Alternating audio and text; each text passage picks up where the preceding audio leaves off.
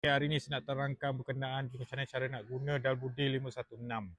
So, ini dekat atasnya ada button. Okey, button ni bila kita tekan 85 coffee, 40 susu baby, 75 bubble tea. So, kalau kita nak lock air panas, tekan sini.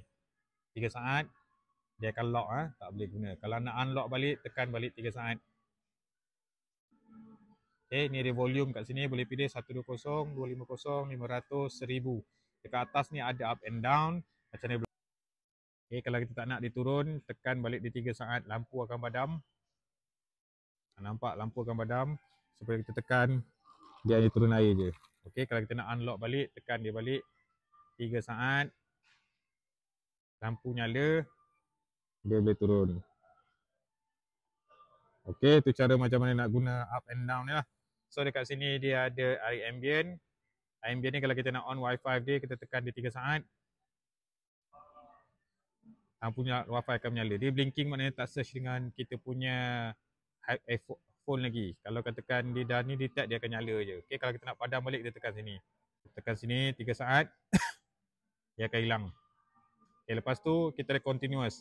Continuous boleh guna air selama 3 minit. Tekan ambient, tekan continuous, dia boleh guna air selama 3 minit. 3 minit berkata persamaan 3 liter. Sama juga dengan air sejuk. Air sejuk kita tekan sini, kita tekan continuous. Dia akan keluar air selama 3 minit bersamaan 3 liter. Okey. Kalau kita tengok dekat sini, lampu untuk air cold ni, dia cold 8 degree Celsius. Okey. Dia nyala 3 lampu, maknanya dah cukup sejuk. Dah 8 degree Celsius lah. Kalau katakan dia turun ke 1 bar, maksudnya air tak cukup sejuk. Tunggu sampai 20 minit ke 30 minit, dia akan reach ke 3 bar, mana air dah cukup sejuk. Okey.